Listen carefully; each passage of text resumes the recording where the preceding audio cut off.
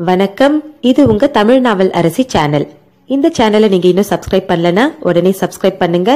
அப்படியே பக்கத்துல இருக்க பெல் பட்டனையும் அழுத்துங்க. சுஜாதா அவர்களின் சிறுகதை வாசிப்பது உங்கள் திவ்யா பரத். நகர்வலம்.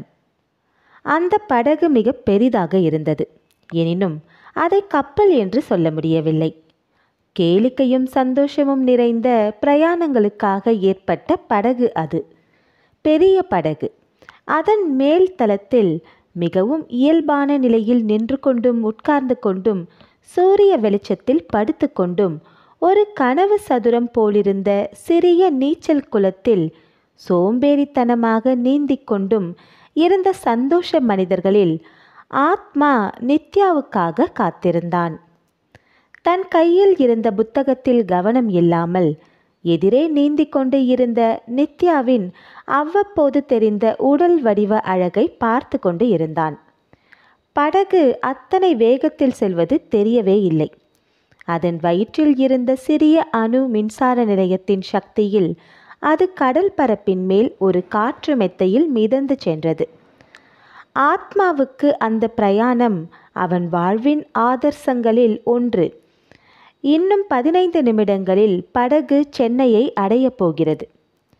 சென்னை அவன் முன்னோர்களின் ஊர். அவன் தாத்தாவுக்கு தாத்தாவுக்கு தாத்தாவுக்கு அவர்கள் குடும்பத்துக்கு ஒரு வீடு அங்கே இருந்திருக்கிறது. அது என்ன இடம்? திருவல்லிக்கேணி தேரடி தெரு கோயிலின் அருகில் கம்ப்யூட்டர் தந்த விவரம். மார்பில் வழிகாட்டி என்ற வாசகம் எழுதப்பட்ட ஓர் இளைஞன் ஆத்மாவுக்கு முன்னால் வந்து புன்சிரித்து, எல்லாம் சௌகரியமாக இருக்கிறதா என்றான். ஆத்மா தலையசைத்தான். உங்கள் மனைவி இந்த பிரயாணத்தை மிகவும் ரசித்திருக்கிறார் என்று நினைக்கிறேன் என்று நீச்சல் குளத்தில் அம்பு போல் குதித்த நித்யாவை பார்த்து சொன்னான். நித்யா தண்ணீரிலிருந்து தலை தூக்கி, ஆத்மா நீயும் வாயேன் என்றாள். ஆத்மா தலையசைத்தான். மெலிதான கடல் காற்று அவன் கேசங்களை அலைக்கழித்தது. அவனுள் இன்பம் பொங்கியது. எப்போது சென்னைக்கு போய் சேருவோம்? இன்னும் 13 நிமிஷங்களில். எதிரே பார்த்தான். சூரியன் ஜரிகையிட்ட கடல் சோம்பேறித்தனமான ஆரஞ்சு படுதாவை போல புரண்டு கொண்டு இருந்தது. வெண்பறவைகள் சீராக பறந்து கொண்டு இருந்தன. ஓசோன் வாசனை ஆத்மாவுக்கு பிடித்து இருந்தது. ஒலிபெருக்கி உயிர் பெற்றது. கவனியுங்கள் அன்பு பிரயாணிகளே, கவனியுங்கள். மகிழ்ச்சி பகுதியில் ஆனந்த படகில் சென்னை நகரத்தை காண வந்திருக்கும் உங்களுக்கு படகின் தலைவருடைய வணக்கங்கள். இந்த படகு உங்கள் சொந்த படகு. இதில் கிடைக்காதது எதுவும் இல்லை. நவீன விஞ்ஞானத்தின் நவீன அதிசயம் இது. 500 கிலோமீட்டர் வேகத்தில் நாம் சென்று கொண்டிருக்கிறோம். இந்த படகு கடல் மேல், கடலுக்குள், ஏன் மணல் மேல் கூட செல்லக்கூடியது. சென்னை நகரின் பல பகுதிகளை காண இன்று வந்திருக்கும் உங்களுக்கு சென்னையை பற்றிய அறிமுகம் தேவை என்றால் உங்களுக்கு அருகிலேயே இருக்கும் ஒலிப்பெட்டியை இணைத்து கொள்ளலாம். வந்தனம். ஆத்மா சென்னை நகரை பற்றி முழுதும் படித்துவிட்டான். இருந்தும் மறுபடியும் மறுபடியும் தன் நகரத்தை பற்றி கேட்க அவனிடத்தில் ஆவல் மிச்சம் இருந்தது. ஒலிப்பெட்டியை இணைத்து கொண்டான். மெலிதான வற்புறுத்தும் குரலில் சங்கீத பின்னணியுடன் அது அவன் காதுகளுக்குள் மட்டும் ஒலித்தது. தென்னிந்தியாவின் மகத்தான நகரமாக இருந்த சென்னை அல்லது மதராஸ் தார்மல ஐயப்ப நாயக்கன் என்பவர் 1639ஆம் வருடம் ஆகஸ்ட் மாதம் 23ஆம் தேதி பிரான்சிஸ் டே என்பவருக்கு செயின்ட் ஜார்ஜ் கோட்டையை கட்டுவதற்கு அனுமதி தந்ததற்கு முன்னமேயே இருந்திருந்தாலும் அதன் சரித்திரம் அப்போதுதான் தொடங்குகிறது. டே என்பவர் ஒரு தொழிற்சாலை அமைப்பதற்காக 25 ஐரோப்பிய சிப்பாய்களுடனும் நாகப்பட்டன் என்கிற இந்திய வெடிமருந்து தயாரிப்பவருடனும் 1640ஆம் ஆண்டு பிப்ரவரி மாதம் 20ஆம் தேதி அங்கே வந்து சேர்ந்தார். செயின்ட் ஜார்ஜ் கோட்டையின் உட்பகுதி 1640ஆம் ஆண்டு ஏப்ரல் 23ஆம் தேதி நிறைவுற்றது. நித்யா தன்னை துடைத்து கொண்டு வந்து அவன் காது அருகில் முகத்தோடு முகம் ஒட்டிக்கொண்டு அவன் என்ன கேட்கிறான் என்பது மாதிரி பார்த்தாள். மதராஸ் பட்டினம் என்பதுதான் அதன் பழைய பெயர்.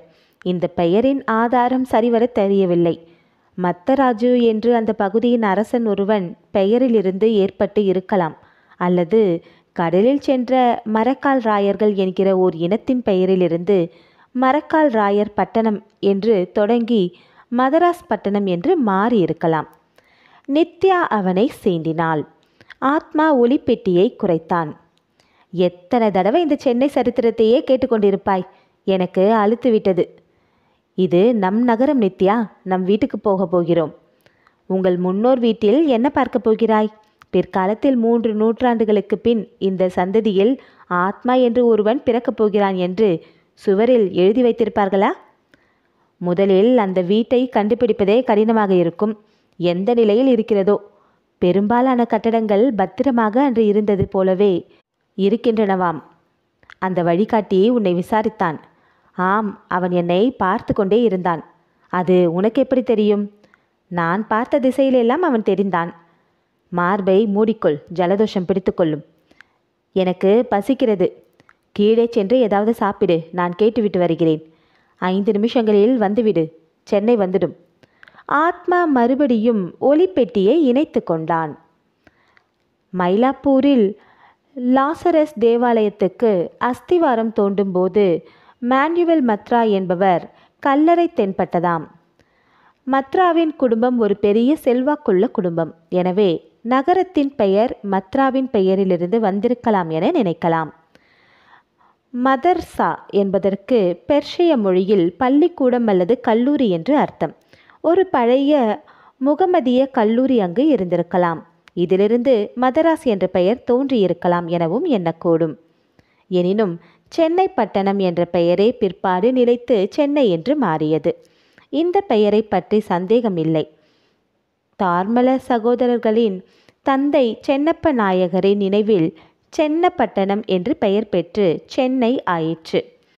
அவர்கள் ஒவ்வொருவராக படகின் மேல் அடுக்குக்கு வந்து கொண்டு இருந்தார்கள். சென்னையை நெருங்கி கொண்டு இருக்கிறோம். ஆத்மாவின் உள்ளம் துடித்தது. தன் அன்னையை நோக்கி போவது போல உணர்ந்தான். எத்தனை தூரம் வந்திருக்கிறான் இந்த பிரயாணத்துக்காக? அஸ்ட்ரா 7இல் அவனுக்கு விடுமுறை கிடைத்து, நித்யாவுக்கு விடுமுறை கிடைத்து, அங்கிருந்து ஷட்டில் பிடித்து ஸ்பேஸ் நிலையத்துக்கு வந்து அங்கே ரிசர்வேஷன் கிடைக்காமல் அந்தரத்தில் தொங்கும் அந்த பிளாட்பாரத்தில் 2 தினங்கள் கழித்து இடம் கிடைத்து கிரக பிரயாண கப்பலில் பூமிக்கு வந்து மற்றொரு பூமி பிரயாணம் செய்து 1 வாரமாக ஹோட்டல்கள், பழக்கம் இல்லாத பிரயாணங்கள், பழக்கம் இல்லாத அறைகள், முகங்கள். ஏன் தான் உனக்கு இந்த பிடிவாதமோ? விடுமுறையை வீணடிக்கிறாய். எத்தனையோ புதிய இடங்களுக்கு சென்று இருக்கலாம். ஹீலியாஸ் என்கிற புதிய காலனி அப்படி தேவலோகம் போல இருக்கிறதாம். நீயும் உன் சென்னையும் சரித்திரத்தை கட்டி கொண்டு அழு. உனக்கு இஷ்டமில்லை என்றால் நீ தனியாக போயிருக்கலாமே நித்யா. ஆம், தெரியாதனமாக தான் வந்துட்டேன். பூமியே போர் அடிக்குது. சென்னை கண்டுபிடிக்கப்பட்ட செய்தி அஸ்ட்ராவில் கிடைத்தது முதலே அவனுக்கு இருப்பு கொள்ளவில்லை. அதற்காக பணம் சேர்த்து விடுமுறை சேர்த்து வந்து சேர்ந்து விட்டான். வழிகாட்டி தென்பட்டான். ஆத்மா அவனை கூப்பிட அவன் புன்சிரிப்புடன் வந்தான். நீ சென்னை நகரை பார்த்திருக்கிறாய் அல்லவா? தினம் ஒரு தடவை. அதுதானே என் தொழில். நகரின் பல பகுதிகளுக்கும் உனக்கு தெரியுமல்லவா? அவன் சிரித்து, ஹைகோர்ட், சாந்தோம், அண்ணா சாலை, வள்ளுவர் கோட்டம், கபாலீஸ்வரர் கோயில், கந்தசாமி கோயில், கோட்டை. என்ன வேணும் உங்களுக்கு? திருவல்லிக்கேணி தெரியுமா? பார்த்தசாரதி சாமி கோயில் இருக்கிறது. 3வது குழுவில் சேர்த்துக்கொள்வார்கள். அங்கே தேரடி தெருவில் ஒரு வீடு. வீடா என்றான் ஆச்சரியத்துடன். ஏன்? அவன் பதில் சொல்வதற்கு முன் ஒரு சைரன் ஒலித்தது. கவனியுங்கள், கவனியுங்கள். படகின் மேல் ஓரங்களிலிருந்து விலகிக் கொள்ளுங்கள், விலகிக் கொள்ளுங்கள். படகு மூடிக்கொள்கிறது. மேல் தளத்தில் இருந்த அனைவரும் நடுவே சேர்ந்து கொண்டார்கள். என்று இயந்திர முனகல் கேட்க ஒரு பிளாஸ்டிக் கண்ணாடி சுவர் அரை சதுர வில்லையாக உயர்ந்து வளைந்து படகின் மேல் தளத்தை முழுவதும் மூடிக்கொண்டது. திடீரென மௌனமும் எதிர்பார்ப்பும் அவர்களிடையே பரவியது. கவனியுங்கள், கவனியுங்கள். படகு கடலுக்குள் செல்லப் போகிறது. இன்னும் 3 நிமிடங்களில் நாம் சென்னை நகரை அடையப் போகிறோம். 21ஆம் நூற்றாண்டின் இறுதியில் கடலில் மூழ்கிய சென்னை நகரத்தின் புராதன கட்டடங்கள் நவீன ரசாயனத்தின் உதவியால் பாசி நீக்கப்பட்டு மாசு நீக்கப்பட்டு சுத்தப்படுத்தப்பட்டு உங்களுக்காக காத்திருக்கிறது. உங்கள் படகு அமிழ்ந்து சென்னை நகரின் புராதன வீதிகளின் ஊடே செல்லும். அவ்வப்போது கட்டடங்களின் வருணனை கிடைக்கும். நாம் இன்னும் 2 நிமிஷங்களில் செயின்ட் ஜார்ஜ் கோட்டையை அணுகுவோம். அந்த படகு நீரில் அமிழ்ந்தது. கடல் இப்போது வெள்ளி ஜரிகையிட்டு மெதுவாக புரண்டு மிக அமைதியாகவே இருந்தது. சிறுகதை முடிவுற்றது. நன்றி. இந்த ஆடியோ உங்களுக்கு பிடிச்சிருந்தா லைக் பண்ணுங்கள், ஷேர் பண்ணுங்கள், உங்களுடைய கருத்துக்களை கமெண்ட் பண்ணுங்கள். தமிழ் நாவல் அரசு சேனலை மறக்காமல் சப்ஸ்கிரைப் பண்ணுங்கள். நன்றி, வணக்கம்.